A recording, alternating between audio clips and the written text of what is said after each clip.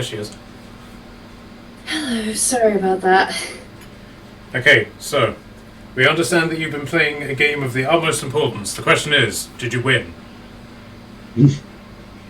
Yes. Good answer. Yeah, you sound filled with confidence. I don't know what came of most importance, but yes. I said you were either playing like a game or you were grabbing food. I didn't know what it would be because I couldn't tell by what you were listening to whether you were playing Apex or not. Oh no, it wasn't Apex. I had to save a bit later than I wanted to because the saving's a bit weird on the one game I was on earlier. And then I had to rush because I completely forgot my dice were downstairs. Yeah, that's a good idea to have dice. Yeah, exactly. It's like we're playing D&D, they might be. Yeah. Okay, so we'll jump into it. David isn't going to be joining us because energy. Fair enough. Yep, and so who would like to do the recap for the one person who is logged into Roll20 at the moment? I forgot to press it on. Oh yeah, like character sheet would be useful as well. Wow, I'm very prepared. It's because I've been planning Bohemia's Death of Arthur's campaign. Wait, the Death of the Alphas campaign, what? No, Nate. There's a high likelihood that my character's gonna die this week. Okay, is this your first straw game? No, different. Is this the same one that's replacing one that replaced one that died already? No. Okay. No. That was really offensive. This is my first ever D&D character, basically. Oh. So, in other words, how old are they? They're 26? As in, how long have you been playing them? Since 2019. Wow, has it really been that long? Yeah, we started it in October of first year term. Oh, that no. Faye's been dead for a year. Oh my god! I forgot about that bit. Which one of you is listening to Lord of the Rings? You, Trin. Because for some reason it's come up with a pop-up saying that somebody is listening to the Rise of the Rohan. I heard about that one. Lord of the Rings? No, I've never heard of it. No. Okay, so who would like to do the recap for what happened last session?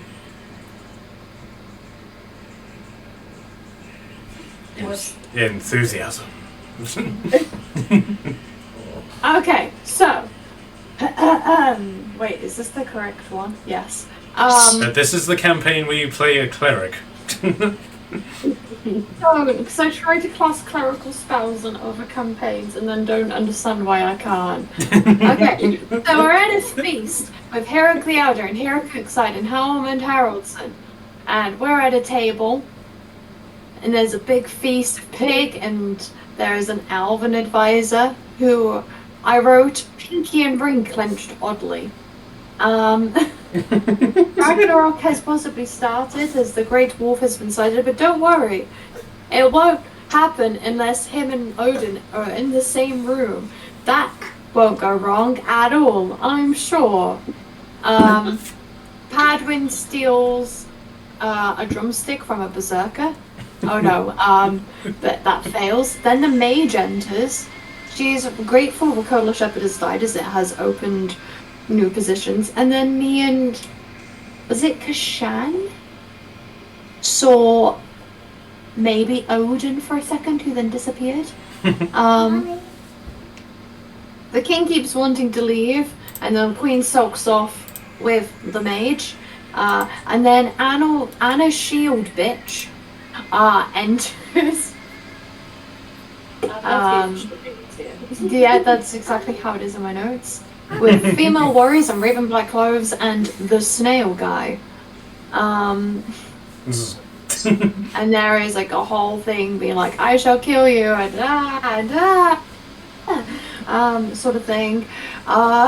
Which is actually quite accurate given how Vikings are. Exactly, I remember that. And then what happens? And then we have dreams. I got bit by a vampire in mine. I didn't write down anyone else's dreams. Yep. So Kashan killed his bat. But Barakas fought lightning. But Onyx lost her friend's head. But Tordum didn't have a dream because she spent basically the night just doing an all-nighter. She pulled on her an spellbook. all-nighter. So she now knows the spell Wall of Fire. Hey. And then you had a talk about what basically happened. The fact that Kashan had received a message about there being a potential traitor in the Alphas. Oh yeah. Why did I put that bit? Oh yeah, I hadn't scrolled down further enough. Which completely overshadowed the fact that Marilla might potentially turn into a vampire. It's fine, guys. You know, I'm sure a traitor in the midst is more important than my possible demise. Church will be fine. Yeah, no need to panic. And you tried various different plots to work out how to find out who the traitor was, but then decided to go back to bed again because you were all hungover and tired. Yeah. I think, did we not come up with one couple of names that might be possible as the traders, apart of me, of course? Yeah, so you basically can put together a big list of all the different people who could potentially be the traitor, as opposed to just traitors in general, as Torben pointed out, because everybody has reasons to betray the Alphas at this point. I don't know why. I think we're trustworthy. So strange. I just pointed out that everyone seemed to have little things going on at the moment. We all have a little. I'd say we all have a little side hustle, but I don't. We'll make one. Don't worry. Okay, so did you guys then go back to sleep to complete your long rest? Yeah. That was the plan.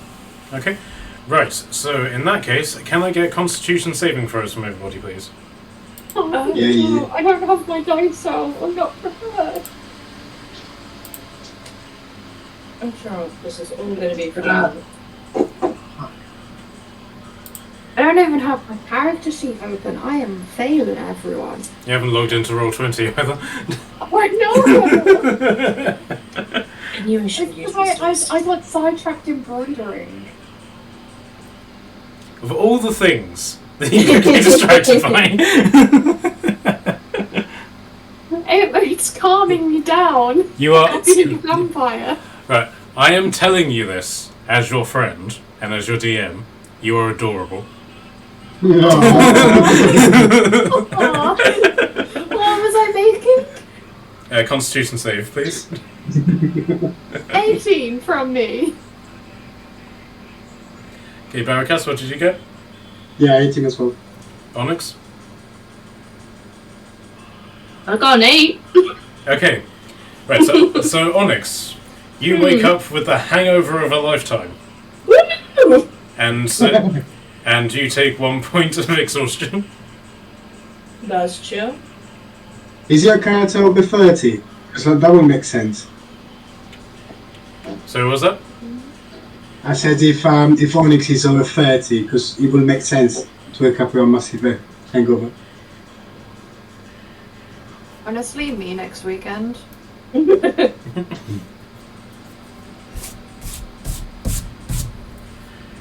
Okay, so you wake up because something... You basically just found an empty space in the hall itself, where you sort of set up your sleeping bags or whatever it is that you need, and you're woken up by the sound of something knocking over the stand that the pigs have been hanging from. And you basically awake. So we slept on the table, literally on a chair. Yeah. Yeah, basically you just found an empty space. And you awaken to see the hall looking like this. Is that what happened? I zoomed out too much. There is. So sort of slung over all the tables in various states of comatoseness are various different people from the party, and it seems that the noise was generated by Jason as he'd fallen asleep in the fire pit. In the fire pit. Yep. Is the fire pit still on? It's got the occasional embers, and you can feel this, and you can sort of hear the sizzling sounds as he's making contact with these red hot coals. But you see strewn across the floor Michael, Michael! Aziraphale, various different Franks, Aeneas of Dardania, Achilles, Hector, Leonidas, and Tom Holland, along with Scott and Stick and George. I wonder what happened. What the heck? I just want to go stand over Michael. Like, not creepily. I realized I came out creepy. Like, I just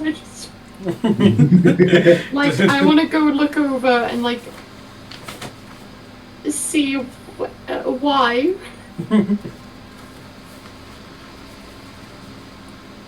Okay, so you go over to Michael, and you've never actually seen Leonidas before, but he's very recognisable in the fact that he's in the same sort of attire as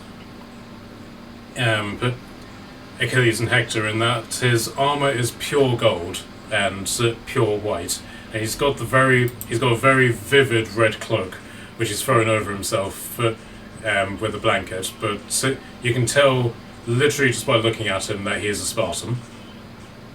Got the iconic shield with him and everything, and he's taking up pretty much half of the table just by himself. Mm-hmm. So you go over to Michael. What do you do? I just want to, like, check if he's okay, like, if he's injured, if, like, he just looks like he's passed out from drink, though I wouldn't understand why he's here for that. Okay, so can I get a medicine check from you, please? Oh god, this is when we figure out he's having a stroke and I perform CPR. Medicine. It's okay, guys. I get a +6. Oh no. You got a +6 before. That didn't help that time. 10? Okay, so you're fairly sure he's not having a stroke, or had a stroke, or anything like that. He does seem to be passed out purely from alcohol. Well, that's a stupid thing to do, isn't it? Imagine passing out from alcohol. So as you sort of like investigate him and sort of poke him, he just suddenly jerks upright and is like, "Forgive me, Father, for I have sinned." Wait, what? Good morning. Wait. Morning? What's morning? What is the morning? As in, the sun has risen and it is a new day morning. Oh, we don't have those up there. The sun's always shining. Quite lovely. That'd be quite nice. So I do quite enjoy sunrise. So why, not to sound disrespectful, Michael, but why were you passed out Well, here? there was an epic feast, and it's and the ruckus of it even reached us up in the heavens. So we came down to investigate, and Leonidas, and purely not me, and anyone affiliated with me, made the decision to bring down some divine ale with us. Of course. definitely not facing any repercussions of that, are you? No, of course not. Of course not.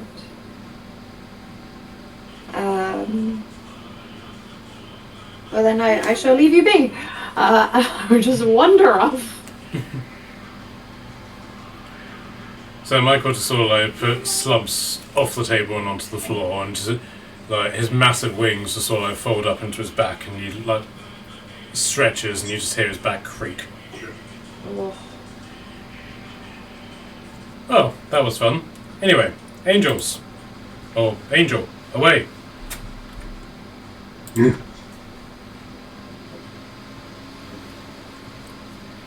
Well, darling.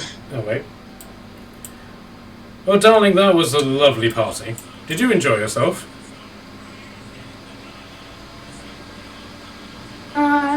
Yeah, I enjoyed my 2 sips of wine.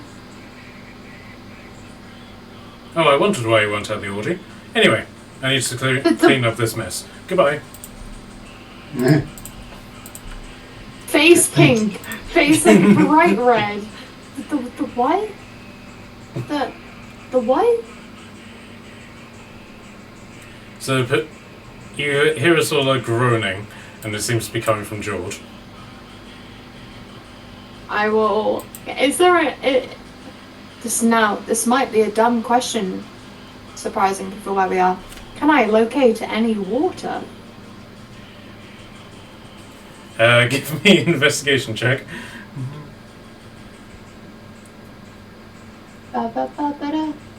12. No, you can't. Everything here appears to be the dregs of alcohol or fresh or alcohol that hasn't yet been drunk. Okay, wait, no, that's a dumb idea anyway, and I haven't got it prepared. Okay, cool. I will just go see if George needs a hand getting up. Okay, so you go over and you help put George this up, and he's like, "Oh, my head hasn't throbbed this bad since the bombing of Glastonbury." Bombing of where? I feel like we're getting a lot of lore drops. Oh, I'm sorry, I shouldn't have said that. That's still a highly classified operation. Oh, good morning. Good morning, lady. How are you? I'm quite well rested. Do I dare ask how are you? Well, that's just as long as nobody rings any morning bells, I should be fine. Told I'm gonna run up and ring over and go, good morning! Okay, performance check. Yep. Okay, so she got a 7 on that, so you hear this like really badly timed like bell just being rung at the top of the table, just so Torden just banging two goblets together. Wake up everybody, why is everyone still sleeping? At that point, Inconvenient timing. so at that point everybody just sort of like jerks awake. That's it. And Padwin, who's a pterodactyl, I go, there! Jason's still asleep. Is there any goblets full of stuff I can pour on his head? Oh yeah, plenty. Can I pour some on Jason's head? See if that wakes him up. Okay. I don't know why I'm waking everyone up, I'm just waking everyone up in the morning. So Jason basically just sort of wakes up and there's a sizzling sound as some of the alcohol hits the red hot coals that he's sleeping on. Wakey, Jason. Is anyone else doing anything?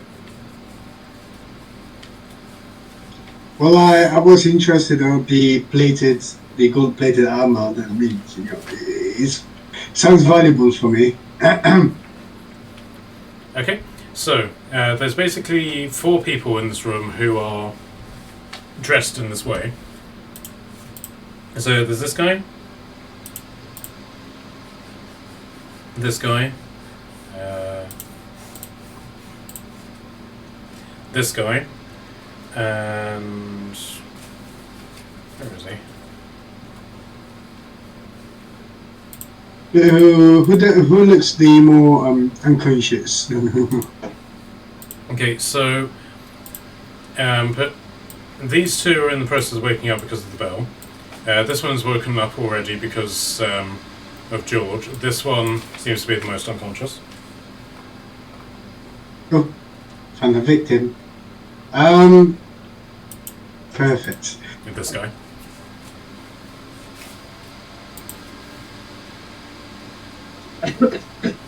Sure. Can I try to take the helmet off and see if he's see if he fits on me? Sure. But can I get a strength check from you, please? Oof. I'm weak. 11. Okay.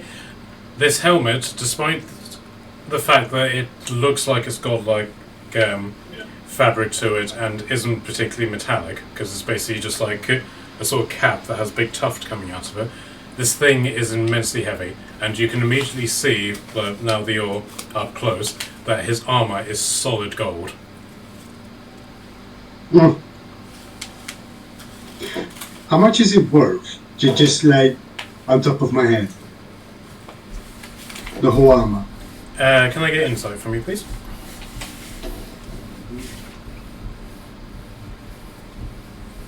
$18. Okay. This doesn't just seem to be gold, it seems to be a very brilliant gold. Despite the fact that the floor is dirty, there's food all over the place, this is immaculately clean, shining gold armor. So you can imagine this is probably priceless. Oh.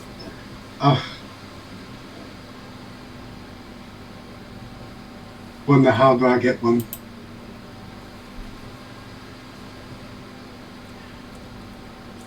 Onyx, do you want to do anything?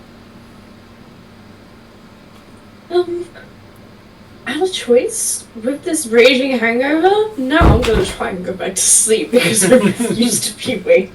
Any extra minutes I can get, I will take. Hello, good morning.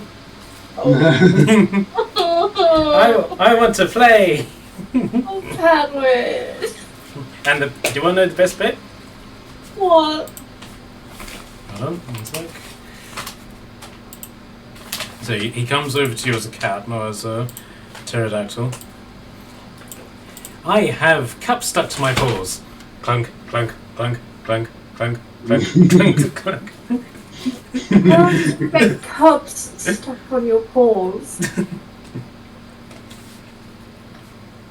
Padwin. Oh, Padwin. Okay. Wait. And I found this war horn too. What?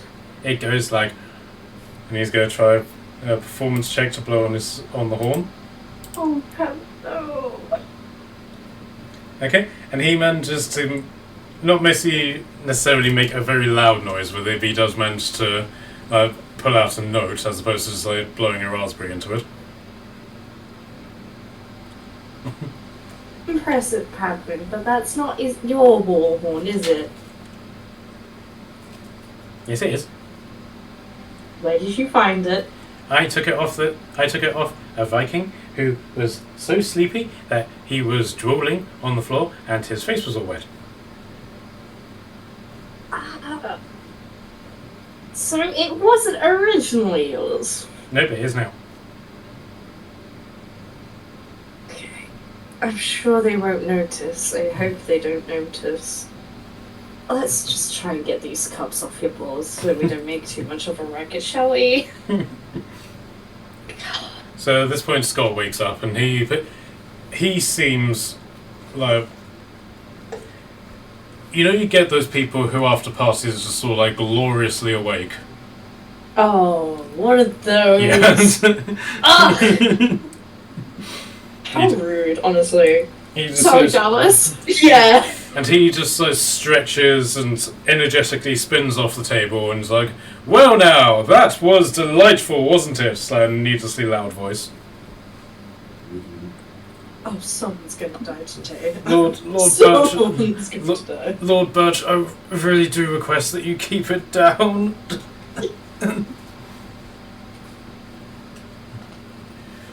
At that point, Achilles also wakes up. And so Yes, apprentice. You should be more respectful for people with hangovers. Then Hector comes over to him. Oh, you mean like you were respectful during the Battle of Troy? Oh, don't make me challenge you to the death again, Trojan.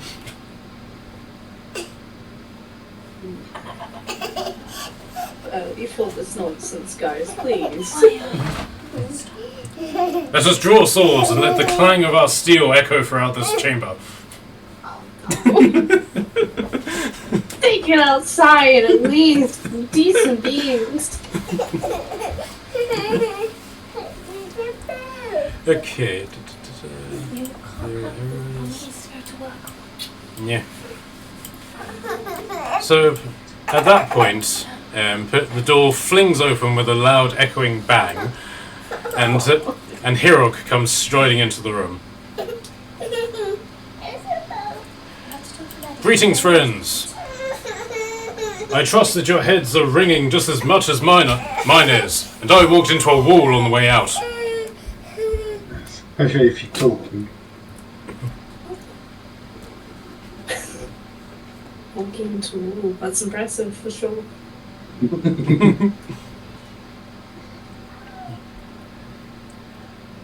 So tell me, Alphas. Speak to me of your plans. Come on, Alphas. An early morning plan is always good, especially after a long period of drinking. Yeah, that's how loud belch. Can I suggest breakfast? Yeah, that's probably best. Of course! Sounds like a good plan. Of course, and he just shouts to no one in particular, bring in more ale! Oh, God. Your breakfast is different, to say the least. Is there any piglets left on the fire pit? Not necessarily in the fire pit, but there are scraps of food and very large piles of food from the night before. Cool. I'll just take a seat and just crop him some food. Okay, so after a little while, the elven steward sort of staggers out and brings in servants to bring in more nominal food, so like something that seems to be resembling beans on toast. Ish. And so after a while, this guy comes over to you, Onyx. I'm not sure that we have met. Aeneas of Dardania at your service. It's a pleasure to meet you. Onyx Thornspur at your service. You seem to be struggling with the morning. Yes, I'm not always a morning bird, to say the least, and I guess I overdid it just a little too much last night, so just trying to brush it off as best as one can. Well, perhaps this will help. And he puts his hand to your forehead, and you just feel this sudden burst of energy. Can I get a Constitution saving throw from you, please? Good Oh morning, my God. you choose death today. Yes, because that one. So that's a 4 in total. Yay! Oh. Yes, unfortunately, that countermands the effect of the lesser restoration spell which he attempted on you, and so this sort of like has this bounce back effect, where you feel the sensation of being electrocuted, and then the power just sort of zaps back into his hand. It's like, oh, you really are hungover. Yeah, clearly. Yeah, I appreciate the thought, though. And best of luck, mortal. I have a feeling you'll need it. I do. Thank you. And with that, he looks up into to the ceiling, and this bright light just engulfs him, and he disappears. It disappears. He was nice. The blinding wasn't nice, but that's fine. I'll put that beside me. So Leonidas sort of like gets to his feet, and whenever he walks, he clunks with this metallic, boom, boom, boom as his armor shifts up and down against itself, and he then cries out in a really, really loud Gerald Butler voice, "Giants of Elysium, we must return. We have plagued these mortals long enough." Achilles then turns to him and is like, "May I remind you, Your Highness, that you are not the leader of Elysium, I am." And Hector then says, "Yes, but we should probably still leave before our various gods decide that we can't return again." I was like, "Oh, that's very true." And goes over to Scott. "Thank you for inviting us, apprentice. It was very entertaining. And to you, yes. and to you also, Alphas. Keep safe, keep alive. You're doing good work." Right. You too. And then equally blinding lights, they will disappear as well. Why does everyone have blinding lights? Okay, so breakfast is basically served to you. You can basically eat, etc. So that takes up, say, an hour or two. But Hirok invites you to bathe again if you need to. Let's try to remove the alcohol from the clothes. No, from the skin, actually. Whilst we're like eating breakfast and such, I'm going to lose the bit of cotton I was holding. Where did it go? Oh no. I would like to go up to Hirok and wait. Is he not to be derogatory here because I can't remember his name? The elf guy here. Yep, he's here. So, I'd like. He was just an advisor. He wasn't a mage, though, was he? no, the actual mage is still in bed with Hirok's wife. Okay, I'm gonna go to Hirok. Good morning, my lord. He shouts out, "Good morning!" Good morning to you. I'm not. My brain, unfortunately, is not quaking. Oh, although we need to work on that. Bring in drums! Oh no! My lord. Someone's going to start turning the plates over and making symbols. I appreciate the effort, but I am alright. I actually have a question or a favour to ask of you. Well then, let us go over here. Okay, let And me zoom out so I can see where he went.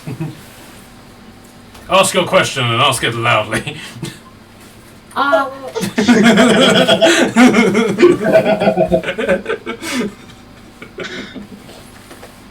May I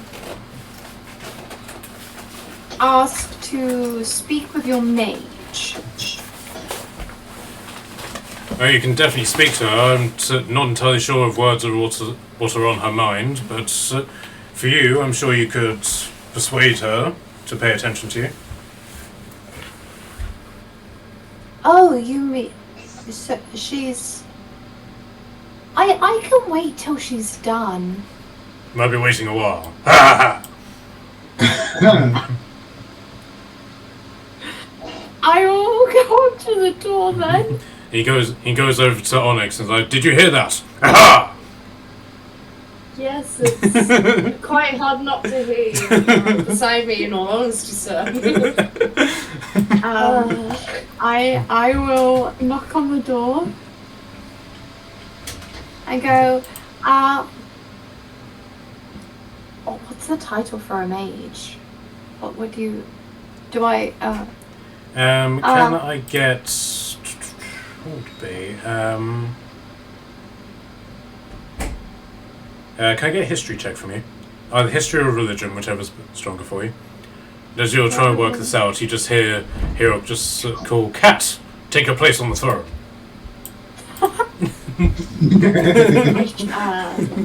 Let's do religion, because I am a religious being. Oh dear. Oh no, it's not too bad. 14. Okay. You're not particularly aware of any particular title. It's sort of like they don't have high mage or anything like that. So you're not aware of it, but you don't know if that means that there isn't one. Okay. What was her name again? Yeah, let me bring her back up. Lady. Just call her Lady. Yeah. Me Lady or Lady Kerlin. Kerlin. Crinoline? Crinoline, yep. No, can go. Excuse me, my Lady Crinoline. Sorry to bother. I have a medicinal magical question to ask you. Okay. There's no response. And then can I get a perception check from you, please? No. Don't want to know what I hear. 18. Okay. You're suddenly aware of a presence behind you. And Crinoline is basically standing there, effectively naked, and she appears to be braiding her hair in the Viking style. It's like, yes? I'm gonna talk to her quietly. Without delving into too much detail here, I'm aware that we may see each other as maybe not friends. However, I have been bitten, and at this moment unsure of what to do, and I thought perhaps in your knowledge you might be able to aid me. What bit you? Was it me? No, it wasn't you. A vampire in a mystical dreamland. And so she's like mid-braid, and she just sort of stops. And it's like, well, that's not something I hear every day. It's not something you say every day either. Alright then take a seat. And she sort of like vaguely waves to one of these chairs. I will take a seat. Okay, so she basically comes over to you, and she hasn't dressed or anything, and she doesn't seem to think that this is a problem either. I am staring in a direction to not look at her unless it's to her face. Okay, so she very roughly just pokes your head to one side, so that she can see your neck. And so, huh? You weren't kidding. Just out of interest, why are you asking me and not your alpha friends? Surely monster slayers of such renown. They know about it, but we got sidetracked by perhaps what we might see as more important issues. But I just wanted to make sure that I wasn't going to go vampire whilst we're trying to help people. That would be quite bad. So Scott is starting to make his way over to you. And she was like, well, this is definitely a vampire bite. The curvature of the bite marks, the placement. I would say that you were bitten probably by a female vampire, am I correct? I believe so, though I didn't get a very good look. At the boobs. Sort of appeared out of nowhere.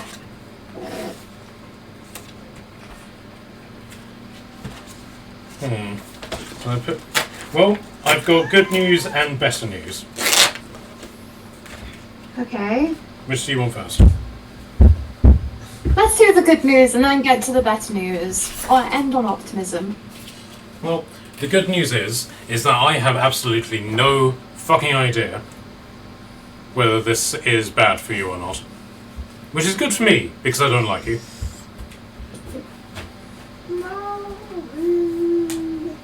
Wonderful. But the better news is that I am in a position to find out, which means, my dear sister, and she leans forward so that she's very much putting her nakedness in your face. Mm-hmm. You will owe me a favor.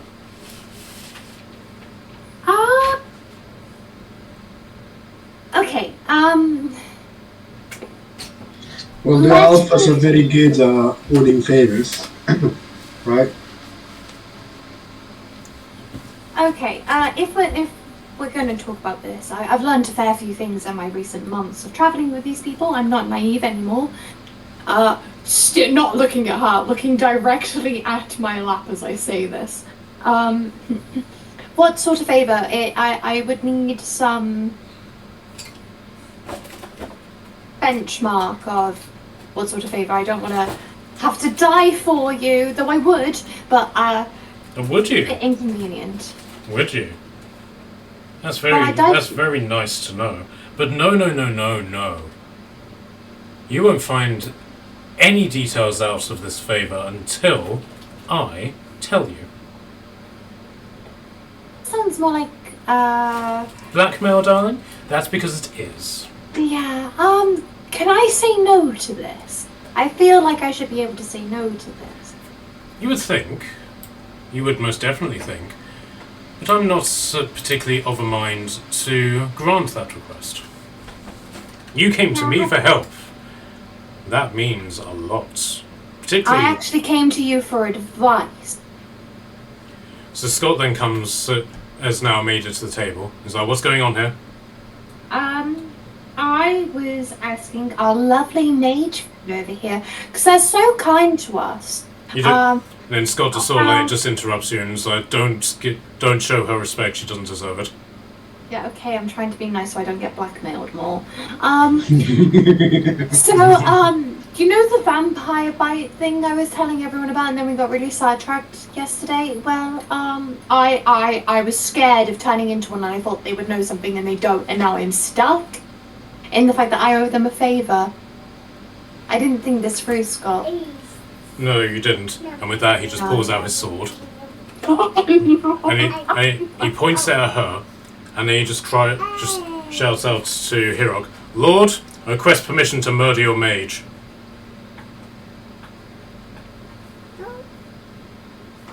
Direct.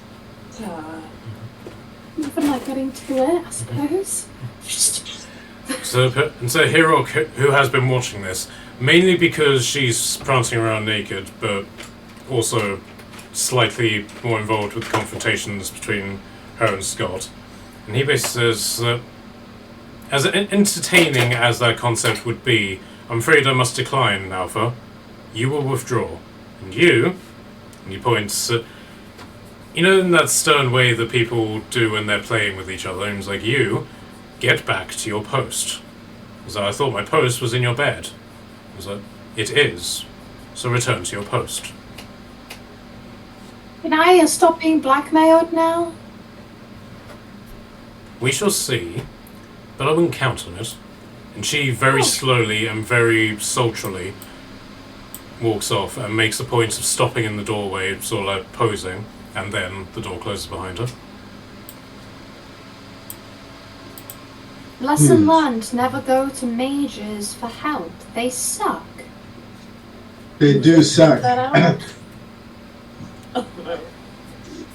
We got sidetracked about, the thing, so I thought, just in case I was about to go all bitey on people. But don't worry, darling, I can suck the venom out of you. Absolutely not, Frank, get away from me. So Scott then comes over, and you can tell he's pissed off with you. Just by... Yeah. You know when your dad's pissed off at you? Yeah. And he also just roughly pushes your head to one side and observes. Ow. Can I get a history check from you? Indeed. Guidance on myself, because I want to know things. Okay. 14. I'm so glad I guidance to myself. Mm-hmm. Okay, so you basically... you were saying that you told the alphas about the bite? You only told the people in your party. You haven't told Scott, Jason, Stick, and George about... Were they not there? No. Oops. No. By the way, Scott, interesting development. I've been bitten by a vampire in a mystical dreamland. So I see. Should come to me first, because unlike them, my aid comes freely, and he sort of like he doesn't necessarily squat, but he brings himself down to your height. Well, good news. I think you've just been bitten. I don't think you've been infected. Yet. Yeah, yet, yes. Good sort of telltale thing about vampire bites is that they're just like any other form of infection. They ooze, they pus, they smell terrible. But ooze and pus and smell terrible? Thanks, Scott. so can I get a medicine check from you? Really what you want to hear? Oh, lovely. 23. Okay. His bedside manner is terrible, but you do Yes. but you do know that he is correct. And from what you can tell, your wound hasn't done this. Oh. So basically, you've got 2 puncture marks in your neck, but you don't seem to be carrying any level of infection. Yay! That being said, also, I've never actually heard of vampirism being transferred across distances. But it's very much something where the vampire needs to rip your throat out and you drink their blood in return. So if anybody offers you blood, I can't believe I'm actually having to tell people this, but don't drink it.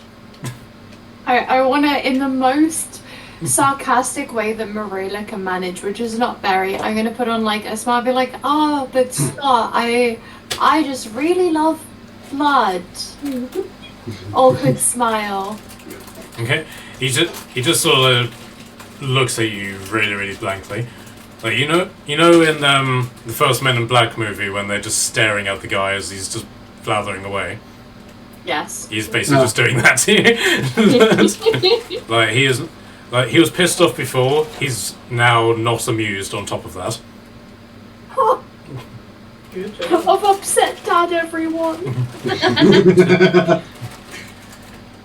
Family vacation's cancelled. But we should probably be on the safe side. Tordum. And basically just calls over. And Tordum, who's just poking Jason again, who's fallen back asleep in the fire pit, reluctantly sort of comes over. You have removed curse, do you not? And Tordum just nods. Better safe than sorry. So, just sort of vaguely gestures at you.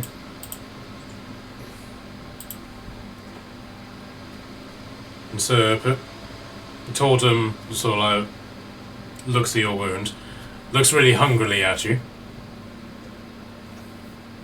sort of spits into her hands, and then rubs them together and does all sorts of like sigilly stuff. You have your own version of remove curse. Your version is very different to this. Yours is more white light and Holy. yeah. Theirs is. But whereas hers is very much like tribal scratch work in the air, put various sigils in a language that you don't understand, that sort of thing, and so the power then builds up to her hands, and she just sort of slaps you across your face with both hands, dush, dush, and then sort of like the power of the spell ends, and everything just goes back to normal. Nothing appears to have actually happened to you. But you get the in your experience with the spell remove curse, things only really happen if there's a curse to remove. Yeah. That's good to know. So I'm not a vampire and I'm indebted to a bad person. This is fantastic. What were you thinking? Okay, in truth be told, the idiot who controls me, they forgot that you weren't there when this information got shared. My God. Lord. Sounds like somebody put. Sounds like somebody who did a drama degree.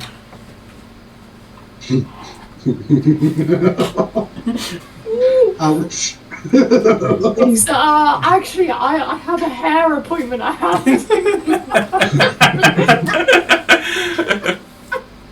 Is there a pit? Oh, and just for the record, I once did drama in education. I murdered my drama teacher. And at that point, he just walks off. The drama totally makes sense. I'll just Which sit is there. legitimately in the book. I'll just sit there for a minute, taking everything that's just happened in and regretting all of my life choices. I can help. You don't make me regret anything, Padwin, most of the time. Well, I can help with something else. Like what? Like with this. And you put a grenade on the plate in front of you. Oh my god. Is the pin in it? Perception check, please.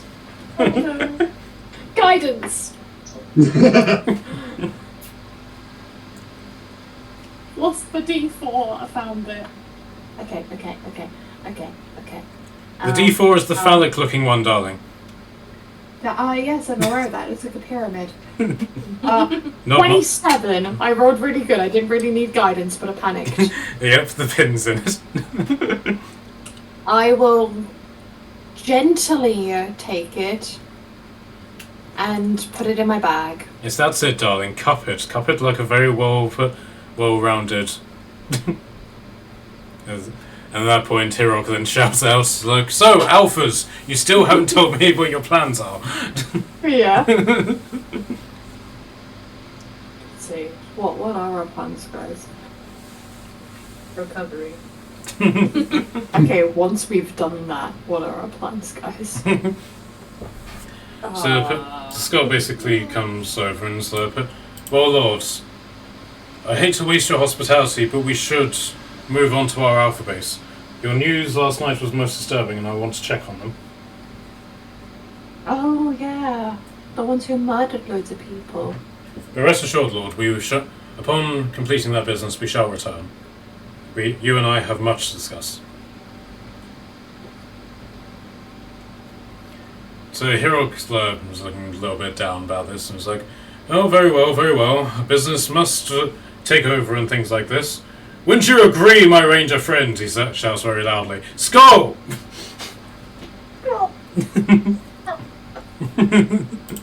I'm gonna just pull up the hood of my little cape thing and just sink into the chair more. It's fine.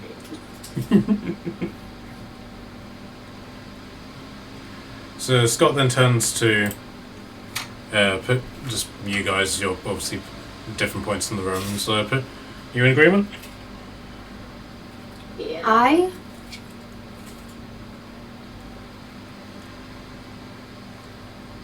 So So you've had breakfast. You've had your sort of like your washing time. Onyx, can I get another Constitution saving throw from you, please? Guidance. Wait, I really don't have to.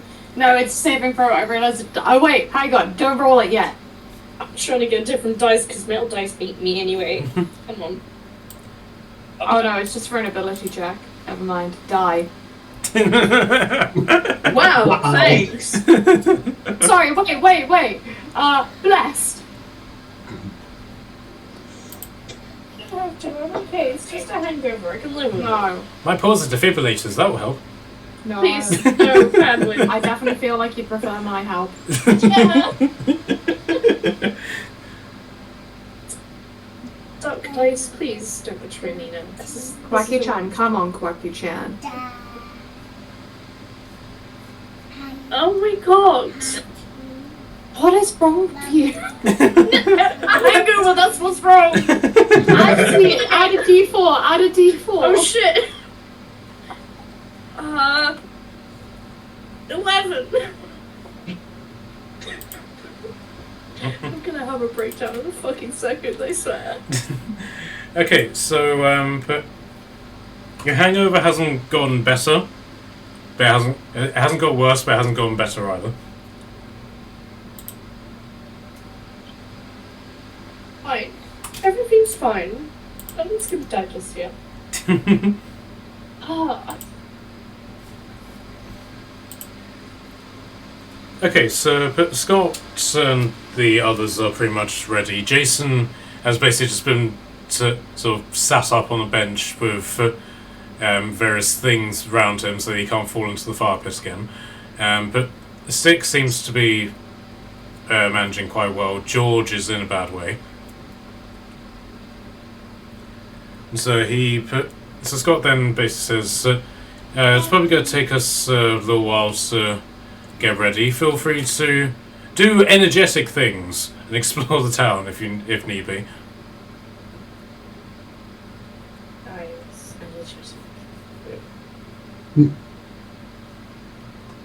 Guess I can go on a walk around town if that's needed. Take Padwin with you. Find you. We Gosh. could find you some water. Imagine what beautiful noises you all can find around the streets. Sounds like a dream. The sound of the sea as it whooshes in and out, going up and down, up and down. The sea's probably going to be the calmest noise there's going to be for a long time. So honestly, I'm considering it. I might nap by it.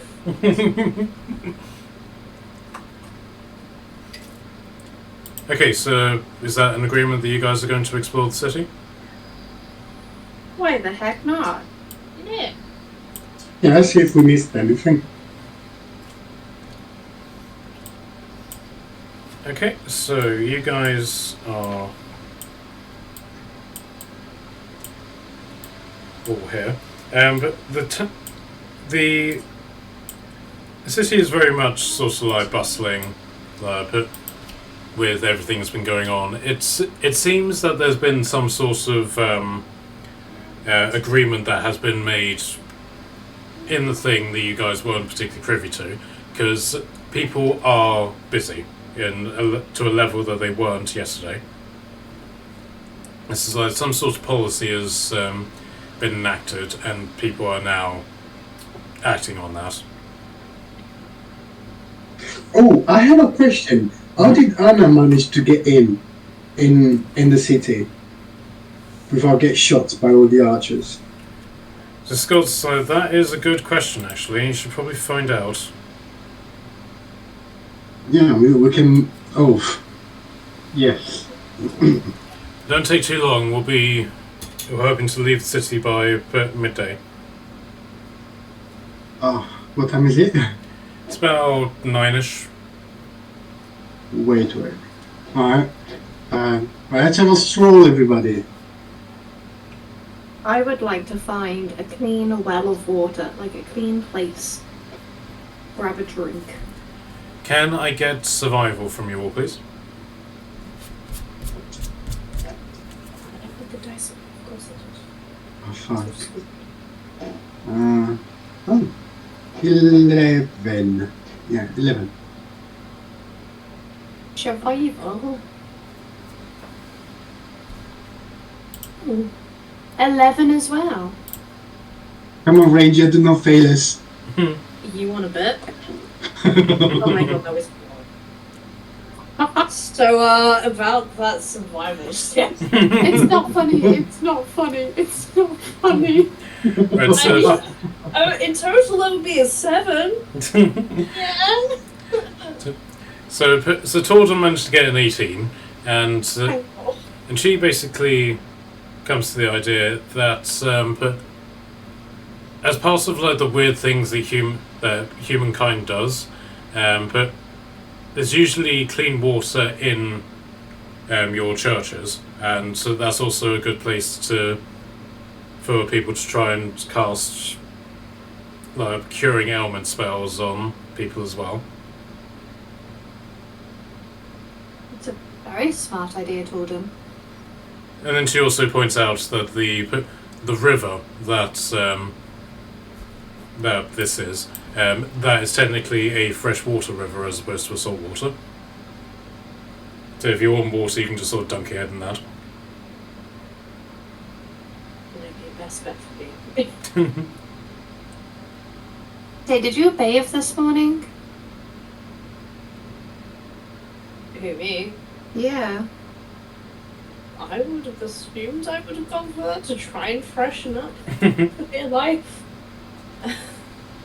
Okay, cool. I won't say my stinky joke then. I would never call you stinky. I mean.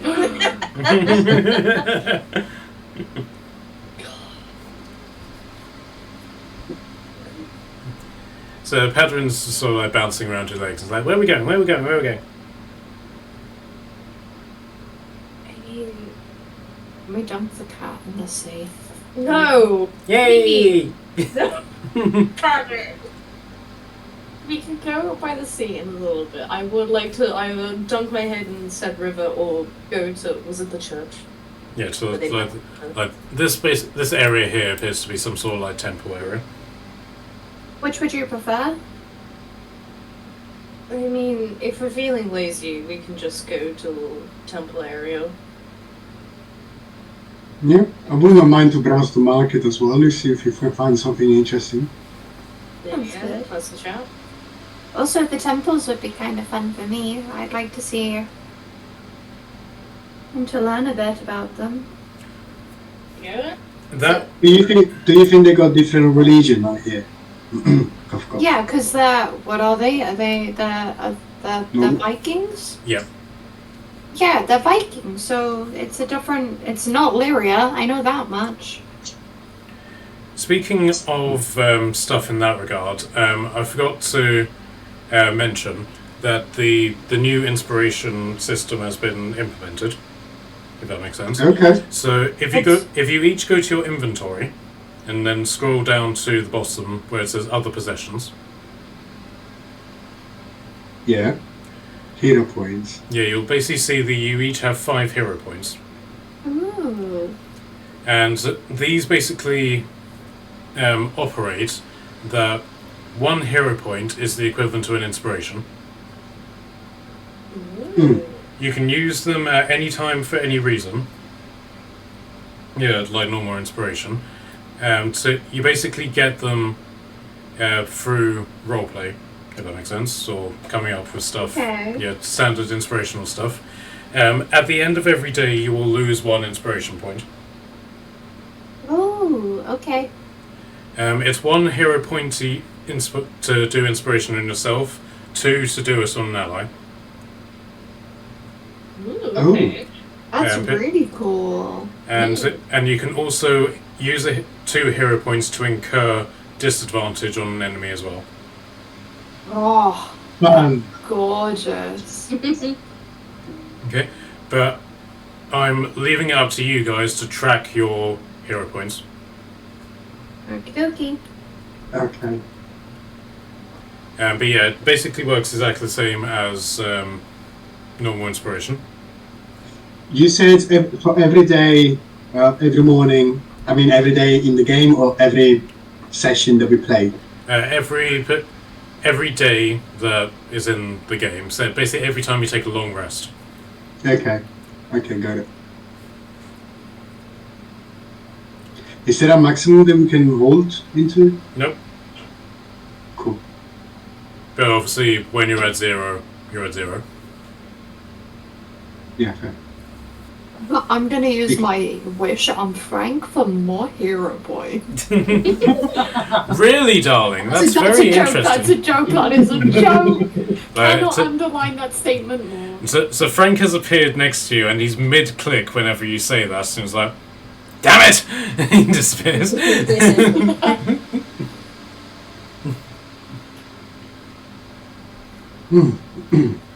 So are you Right, guys, so are you going should to we the guys? temple? Sorry. Sorry, I interrupted you. What were you saying? I was trying to get the guys to go through the church to the church. I Okay. mean, Mariella wants to go to the church, so I mean, I want to enter. I can come along. I don't Why wanna. won't you enter? Okay, so I don't wanna get set on fire, honey. Thank you. I can say you on I fire. don't- Why would you think you're going to get set on fire? Well, it's not that I don't like fire, more or less. It's just my believing is towards something else or someone else. I mean, they, I don't even consider them to be truly gods anyway. I mean, for me, gods are people that are like people, I mean, entities. They are, you can't see them, you can't, like, you know, it's very rare to see a god. I mean, and we here in Asgard and Asgard, anyway, we see and we kind of know that gods that they say those gods are very mortal kind of people. You can see them walking around the street, so I don't consider them god for me. Am I God? Blasphemer.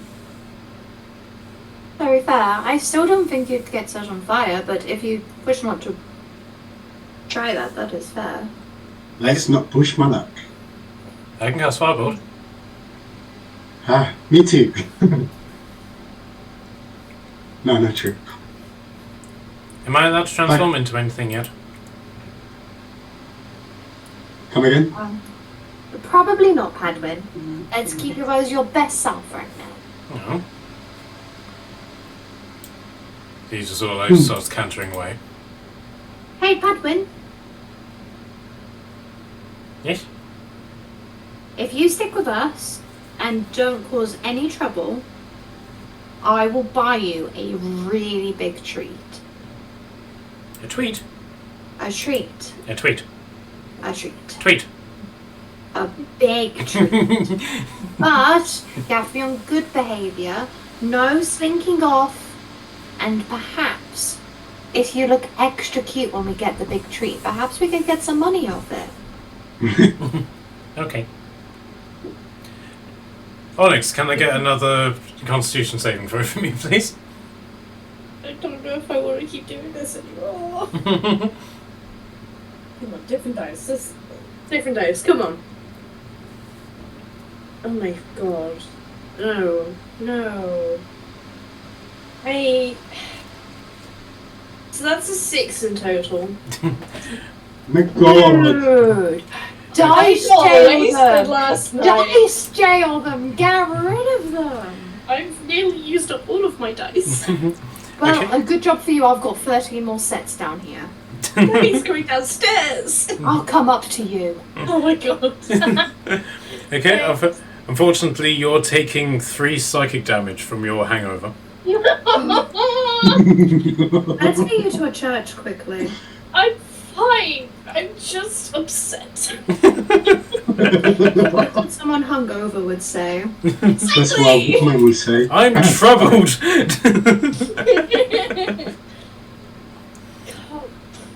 Okay, so you guys arrive in this area, which is very much just off into the corner of the city. So, and this area is completely walled up, but aside from this sort of open space here. So you got like a wall here, and then further off this way, a wall on this side, and a wall on this side as well. But the first thing that you can immediately see is that these are not just temples to the Norse pantheon. But you can see outside of each, and there's one that doesn't actually have a roof and has a giant tree growing out of it. But that these are all... They're different pantheons for what appear to be different species. So, can I get a perception check from you, Marielle? I'd love to. Yes. Sorry, 23. Okay. But you can't see it brilliantly because there's these series of trees are in the way. But there's a flag flying outside of this one, and it is the flag of Minas Epidas. I'm gonna go over to it. Zapdos? What? Minas Epidas. And I just like, you just see like Maria's face light up, and I like skip ahead. Yay! Pevin chases after you.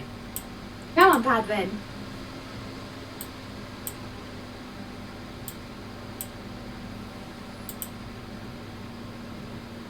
And this is when Marilla realizes that her player is logged out of Roll20.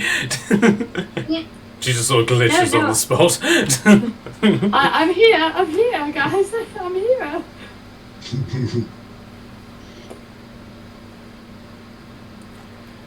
Okay, so outside of this temple, you can see that there's a bunch of high elf Viking warriors who are basically, they're not necessarily doing anything. They're just sort of like lounging and loitering outside. And the doors are sort of wide open, and you can see that the room inside is lit by magical bright white light inside. I don't think Onyx should come in here. Please no. They're poor eyes. I will.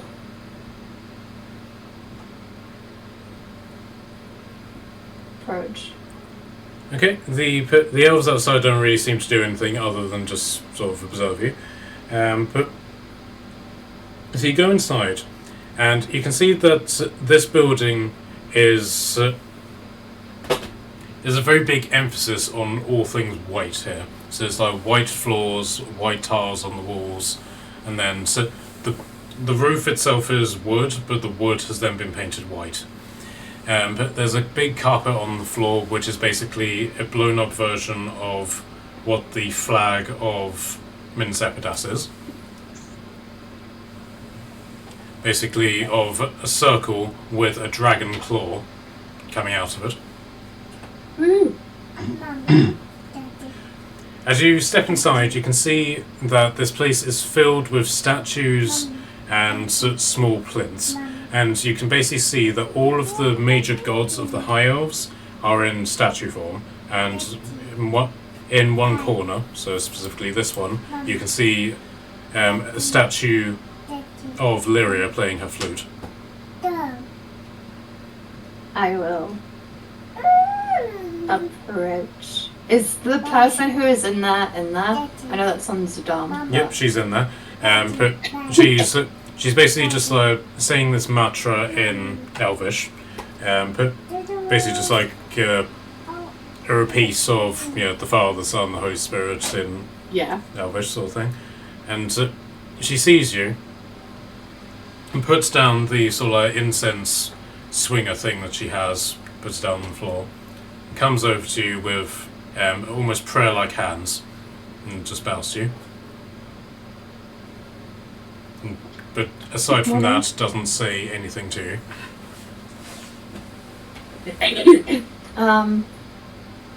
May I join you in prayer? Is that alright? I don't wish to disturb your peace in here. Okay. Without saying anything to you again, she just sort of gestures for you to enter into the building in further detail. I will go over to Lyria and I will kneel down and I'll say a little prayer. Okay. She doesn't really seem to do anything to interrupt you or do anything to stop you in any way.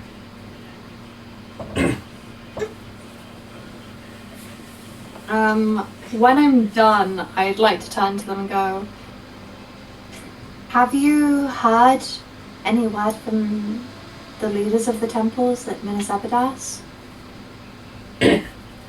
So she's picked up the incense thing, and that by the time that you finished your thing, she's sort of moved over here.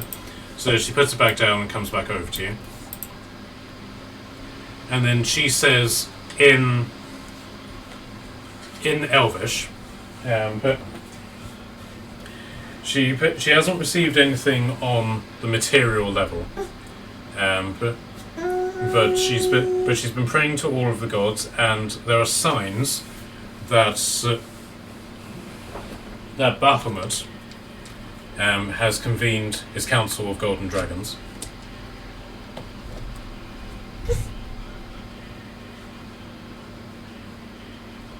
I nod my head. Can I get what would it be? Can I get either Arcana or Religion from you, please? Sweet. Definitely gonna be religion. Natural 20 for a 25. Okay. Right. So, you know, sort of like the basic legend of Minas Tirith. So, as Charlotte, do you know who Baphomet is? I've heard of Baphomet. I'm trying to rack my dumb, stupid little brain for Baphomet. Okay. So Baphomet Isn't is it like the Templar stuff? Is it not the god of the dragons? Yeah. Made of platinum or whatever. Yeah. So Baphomet is the good version of Tiamat. Oh, okay. Okay. And the idea is that Baphomet has an entourage of golden dragons. And then, somewhat separately to this legend, there is this idea that the Dragon King of Minas Epidas, when they succeed to the throne, they get metamorphosized into a golden dragon. And then when their lives are finished as elves, they then join Baphomet to become part of his golden council. Okay. So technically they are part of, I mean, they touched to become essence and then they come back.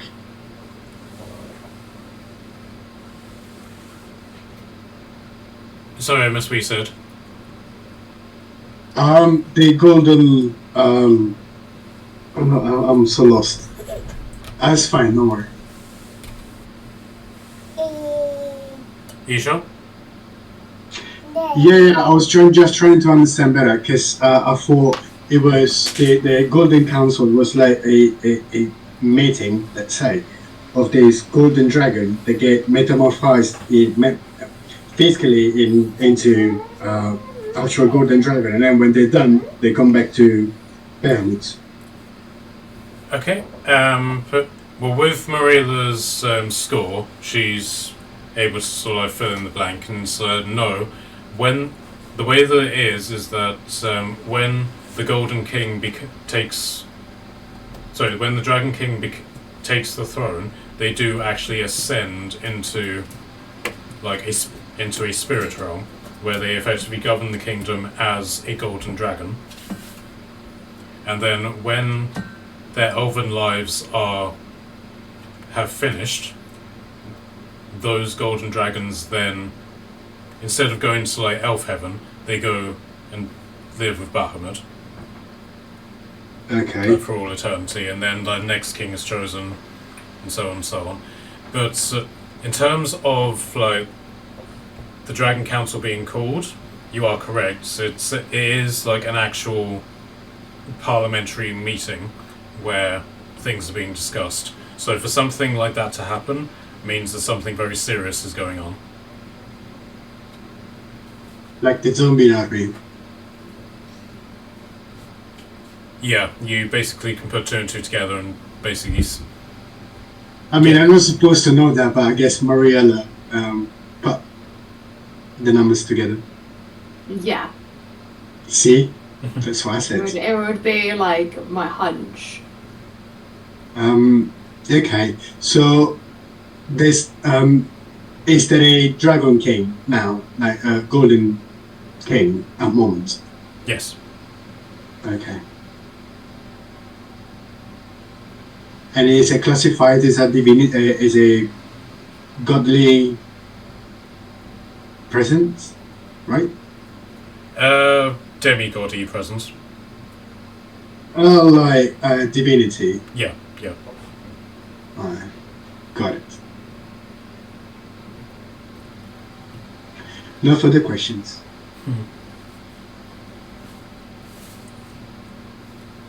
Right. Marilla, anything you'd like to add?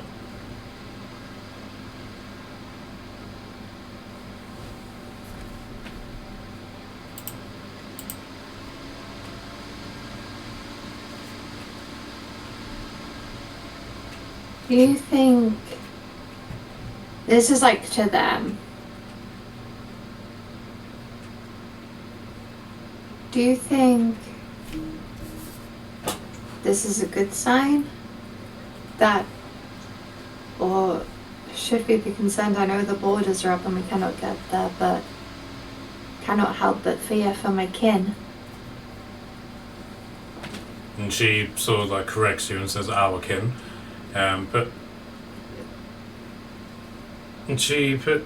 after this like momentary irritation, she sort of like then says,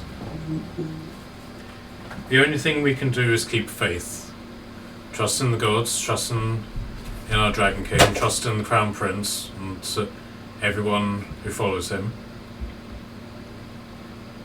But keep strong, for if Baphomet does get involved, and his golden dragons descend upon the field, there is nothing that can stop them. Thank you. I did not mean to offend. It has been a while since I have felt somewhere as close to home like this.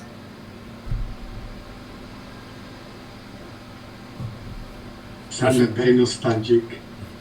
So she basically just bows to you slightly, and she then basically says a prayer, which is effectively may Lyria and all the various other gods that she names from memory watch over you, and sort of holds her hand out to you for basically praying for you. And for the next hour, you're going to receive the benefits of the spell bless. Woo! Hell yeah. I will thank her deeply for her kindness. And you just hear a sound from outside. Can I come in yet? I must be going. I have an impatient little one to look after.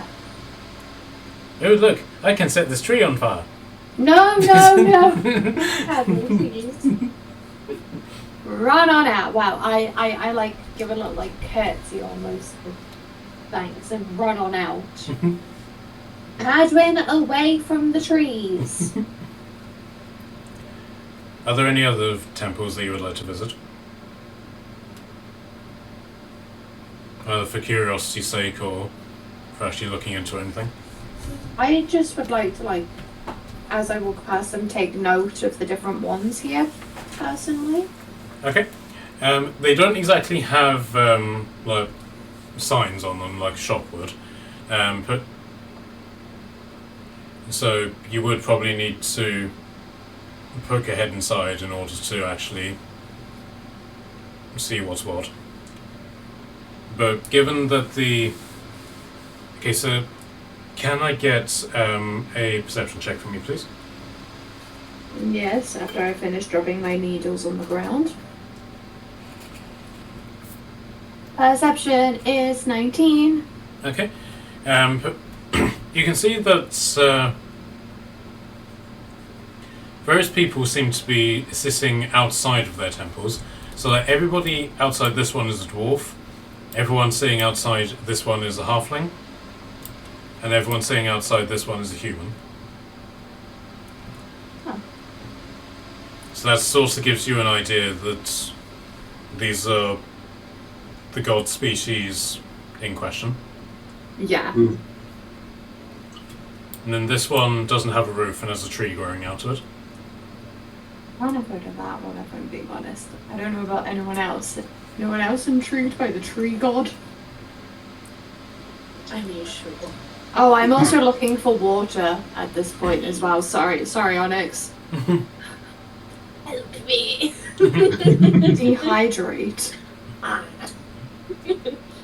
Okay, so because these trees are in the way, you do actually have to go around them. Do you want to go up or down? Someone else choose, please. Don't make me choose. Was you have to choose to go up and down where? Just which route are you taking together? Let's towards the water. And then you just hear like an old voice saying, "You have chosen poorly." A meteor swarm starts descending on you and you will die.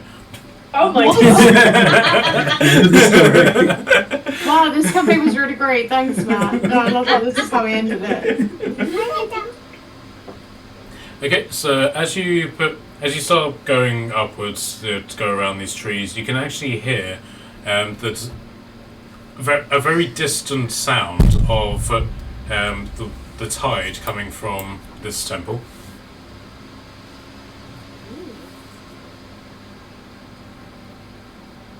I mean, you have like this general sort of like echoing sound of the tide anyway because you're so close to the river, but it's very much magnified and coming from this room. See, Onyx? Water. I like water. It's wet. Except the cat. Yes, I had a very, very sudden character change because whenever I was last near water, I didn't like it, and the entire party had to help me have a bath. That's traumatic. You should say that to Todrum as well. Yeah? Share some courage. I don't think Jordan would appreciate if we helped her bathe. And Torben then says that I don't need a bath. I've washed in the sand in the thing, and before that I hadn't had a bath for 2 months. Oh god. You hold it down, I cast create or destroy water?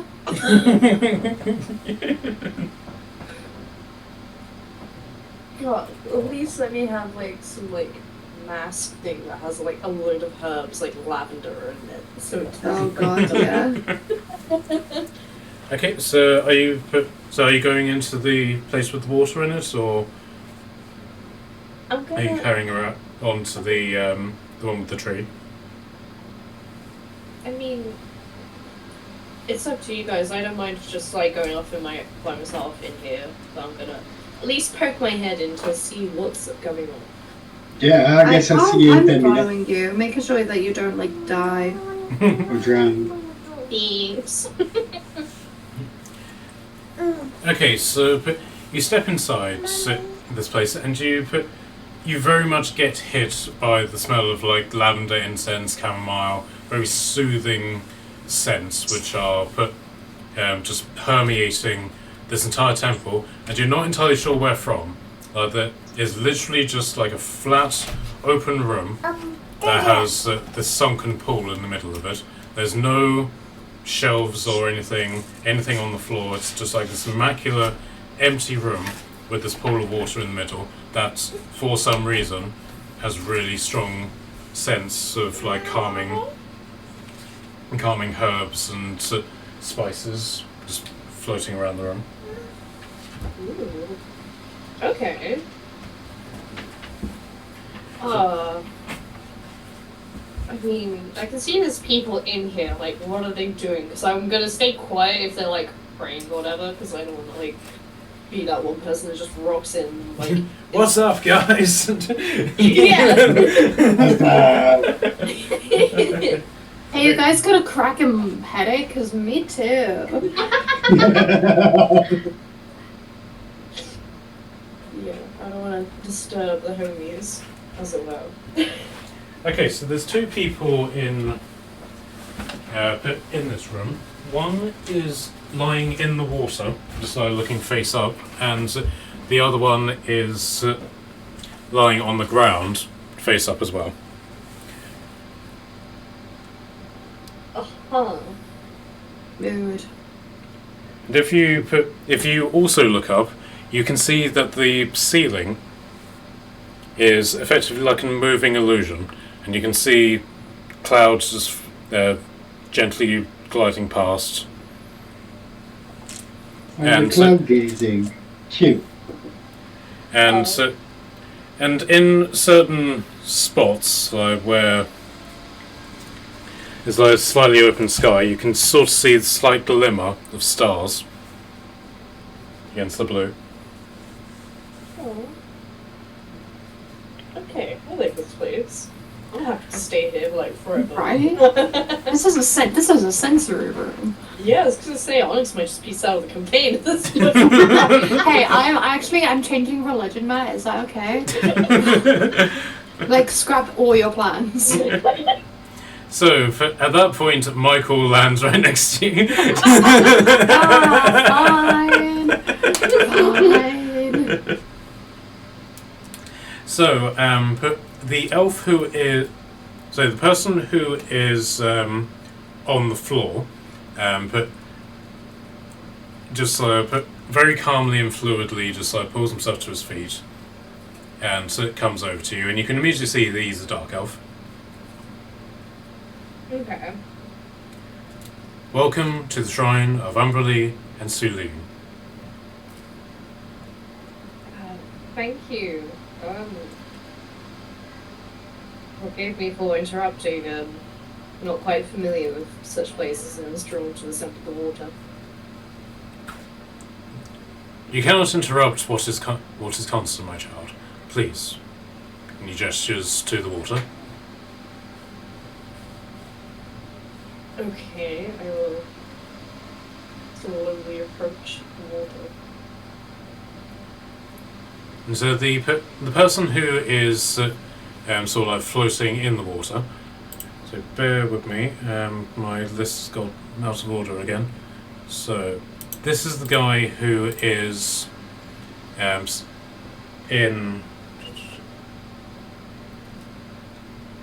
Yeah, this is the guy who's in the water, and then this is the guy who is on the floor.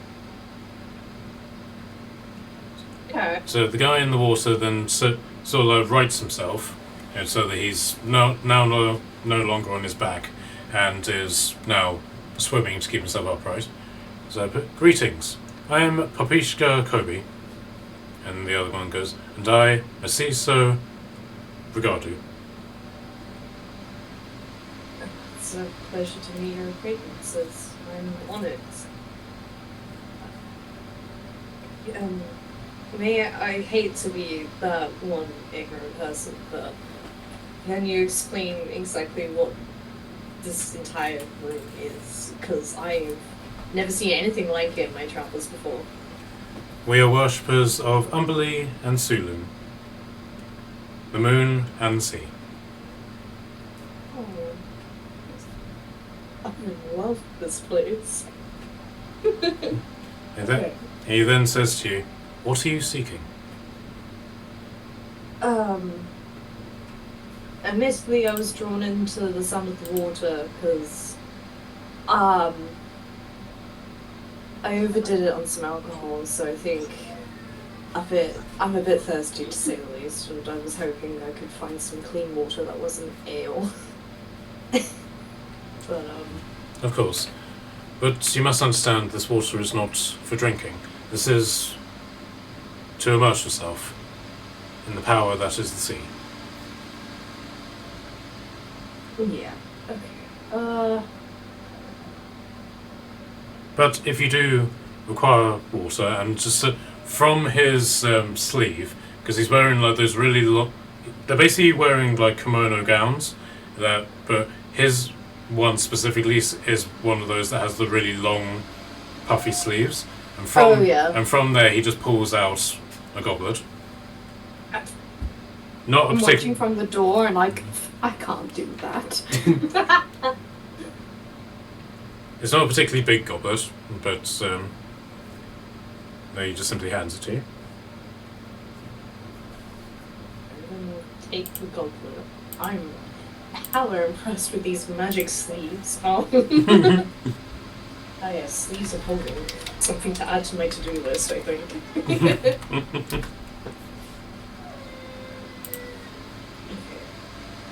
So, is there...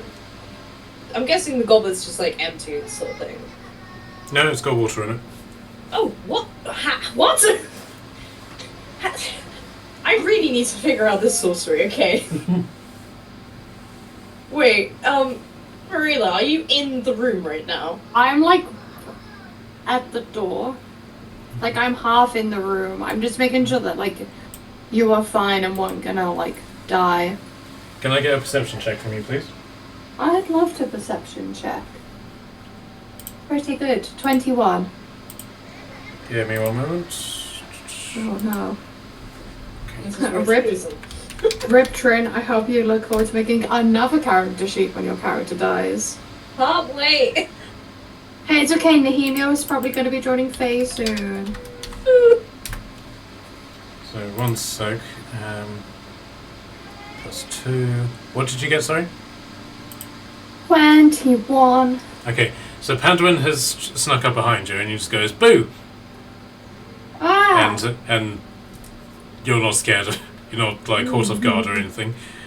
I will still pretend to be like, oh, Advin, you made me jump. I'll be right back because my stuff's crying. I'll be right back. Alright. No problem. Oh. Trin, I'm not ready for next session. Same. I'm really not. I need to level up the character still. That's a good idea. I've been writing letters. Oh no. That's not a good sign. I really don't think. How? Okay. For the wonderful people listening, my character followed the BBEG by themselves, with no armor and a bow with 3 arrows, and they've been spotted. What are they meant to do? You have 3 arrows? I think so. It's the weapon I picked up in panic. 3 arrows? Yeah. What class is it? It's a ranger, but it's Pathfinder. Oh, Pathfinder Ranger. Okay, that's fun. What kind of ranger? You know what? Let me open my character sheet up real quick, so I can tell you. Have I leveled them up yet? What level are we? Oh no. Are we 7 or 8 now? So he's got the animal companion as well. Yeah. Wait, my dog's not. My wolf isn't with me. That could be a wolf. Oh my god, that's terrifying. You made me jump.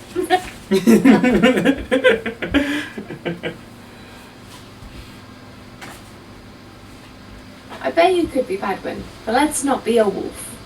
Why not?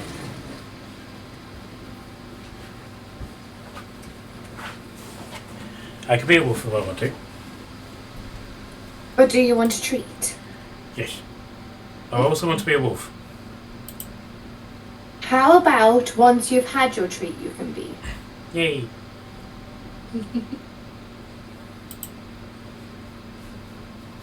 You see, Onyx, you're in here.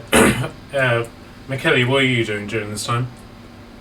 Well, despite of what I just said before, I am intrigued by the tree. Can I say temple? Is that temple? Yeah, they're all.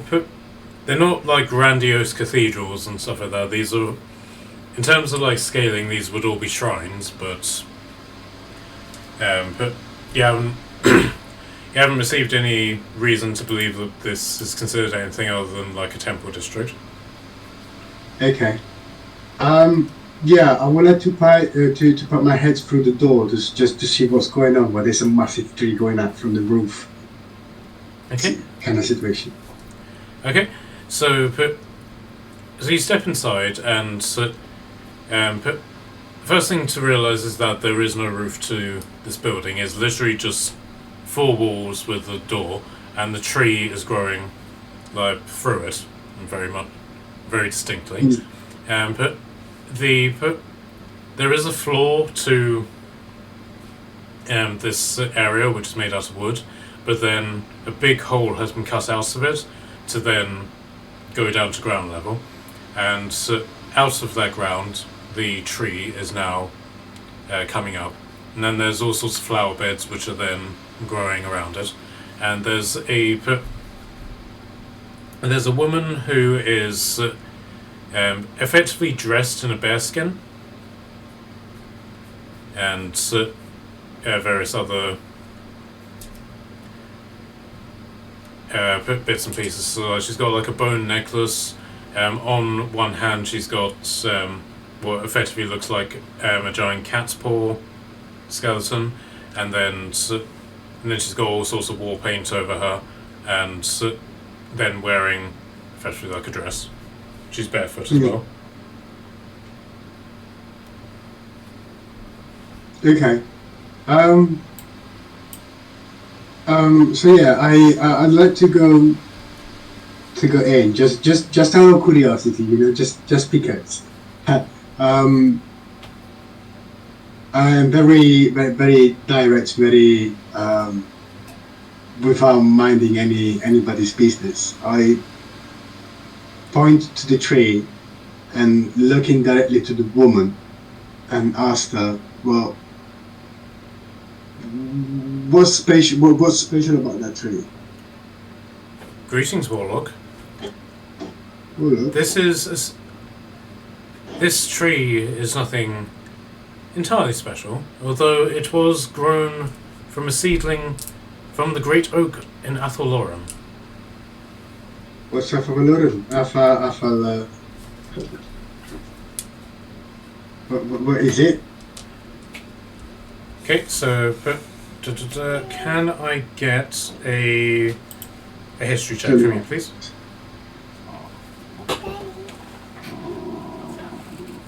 History. -1. Let's go. 12. Okay. You know that Athalorium is one of the islands to the east, and it's basically where the Wood Elves come from. Oh.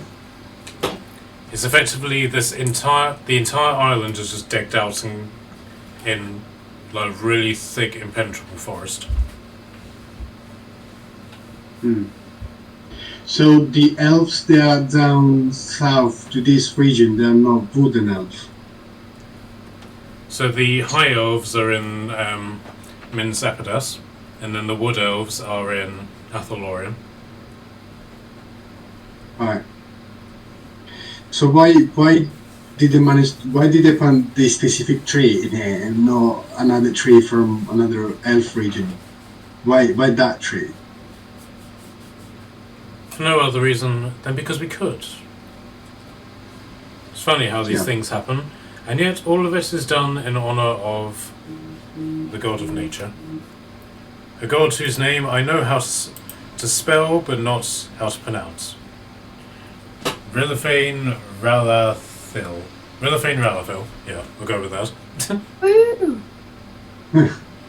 I'm afraid I never really heard these kind of names in my life. Plus, do not really follow dogmas and principles in a religious way, let's say. But it all seemed very fascinating on why to grow a tree and that does not belong here. Well, all trees are connected, my red-skinned friend. If you were to take a sapling from this tree and plant it literally anywhere, you will find they will be connected to the trees from whence it came.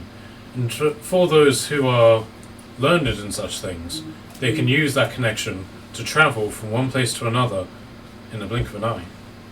Oh my god. Wait. How do you travel through one tree to another? Well, if I was of a mind to, I would ask this tree, which is linked to the great oak in Athalorium, to take me to there, and if the tree is of a mind to do so, it would open a portal for me to simply step through like I was stepping from one room to another. Okay, so still need to ask a permission to go through from a tree to another tree. Yes, but as long as you treat the tree right and not do anything to piss it off, then they, for the most part, they generally agree, just almost on principle. And how long does it take to grow a tree capable enough to walk through it as a portal. Oh, not long. As long as it takes for a tree to become the size of the person travelling through it. Yeah, safe answer. Okay.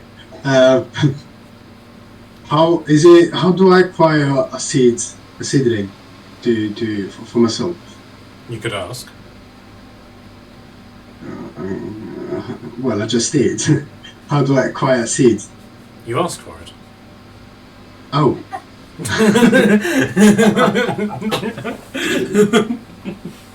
Duh. If you if you take a seed and plant it in the place that you want to travel to, then as long as it takes for that tree to grow, and then when you know the appropriate spell, you can then use that as your network. Okay. But can you travel just to the main tree, or you can travel from tree to tree? Well, if you were to use a seedling from this tree, you could travel from wherever it is that you planted to this location and to the tree in Atholorum.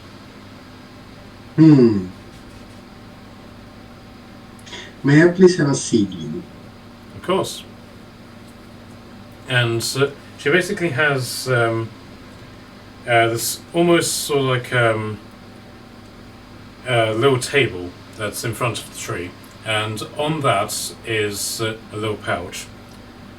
She opens up the pouch and with a pair of chopsticks goes into the pouch and pulls out effectively an acorn. Okay. I don't know what to. I mean, do you accept offers? Do you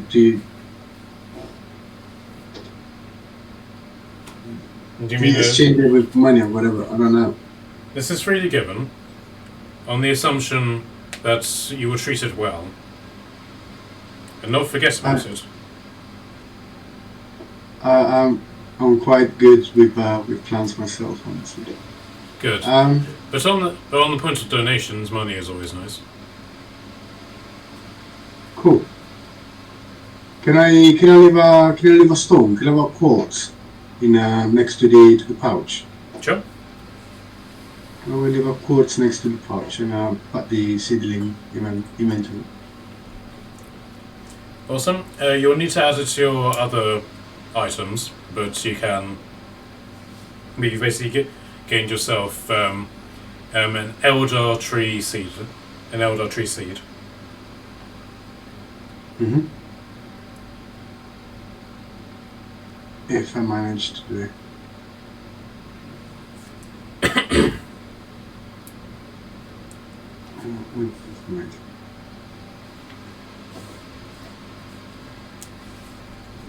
Okay, so Charlotte and Trin, what are you doing? Tipping water, that's for sure. And I'm probably gonna ask about like what the pool does exactly, because I might as well learn while I'm here. It's been said that one cannot be told what the sea can do to those who are willing. One can only be shown.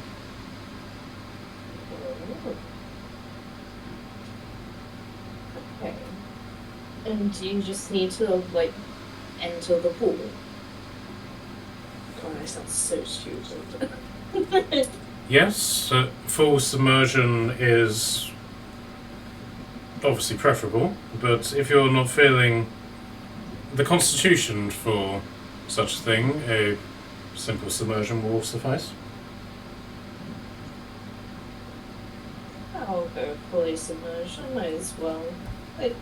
You only live once, I suppose, so yeah, I'm just gonna go do it. Finish the water, and then, if they're okay with it, I'm gonna have a little dip. Okay, so are you going for a full body submersion or? Yeah, I'll go full body because it might help wake me up a little bit. Okay, so he then goes over to the door and But he looks like he's about to close it, and then he sees you, Maria. So, Pip, are you... Pip, are the two of you acting together? Can I come in and watch? Oh, that is determined by your friend here. Modesty may be a concern. Oh. Oh, I didn't realize that was part of the equation.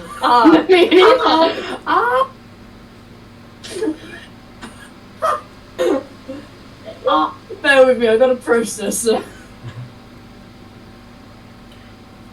If you want to give me insight, Oh, which one? insight. Okay. Where am I? Oh my god, I hate my dice. No. It must have been that No. one, No. but I'm not the most insightful. Oh, I'm a bit insightful, so that's a 12. Okay. Right, so but you can immediately see that there's no sort of perviness going on about this. Okay. But he seems to be more functionality. And then you sort of like come to the realization that you are still in your adamantine armor. And swimming in armor isn't generally a good idea. Oh, I don't know about that one. Okay. And he does seem to be genuinely concerned for your modesty. Appreciate it, okay. So I'm a high elf and they're a wood elf. Yeah, these guys are dark elves. That's what I meant.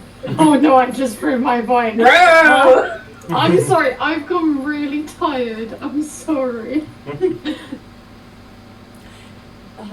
If you're wondering if they have like the ancestral animosity between high elves and dark elves, it doesn't appear that they do. Okay. If you want, I can hold onto your armor and stand outside.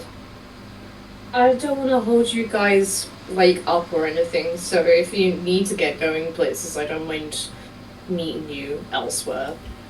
Do not Okay. worry, my human friend. The DM is incapable of running games where the party is split, so you don't need to worry about that. Nice! Okay. He tried that once and he ended up and he nearly had a panic attack because he lost track of everything. Oh god. Mood. I'll just wait outside with Padman then. I don't want him disturbing you. Okay, thank you. Cool.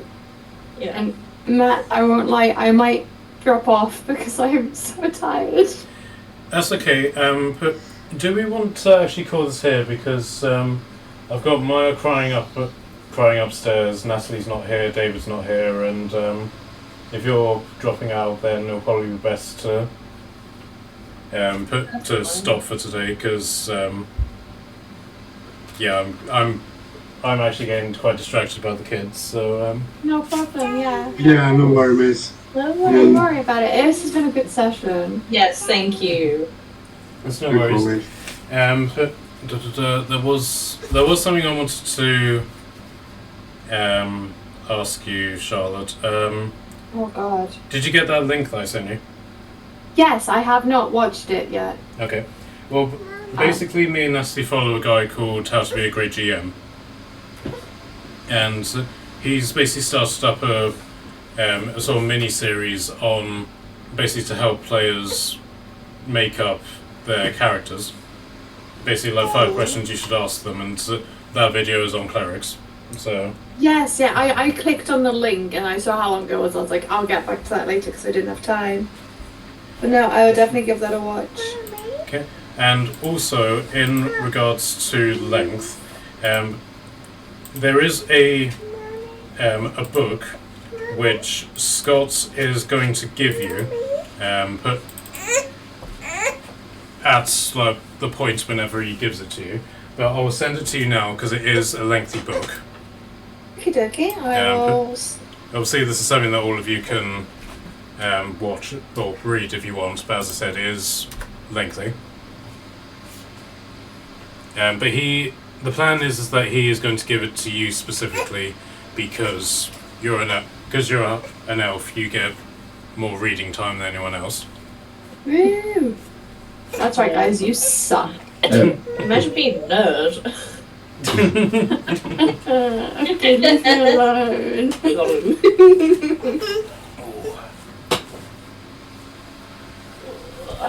Yeah, it's in the Discord chat.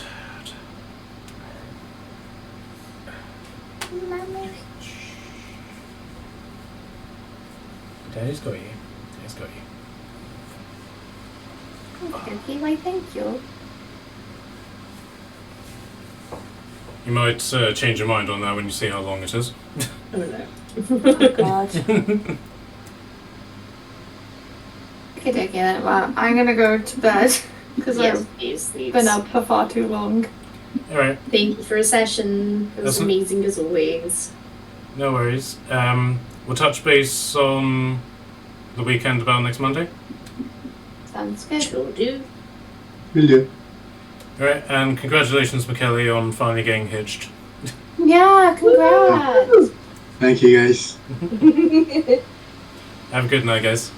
Yes, nighty night. Good night, guys.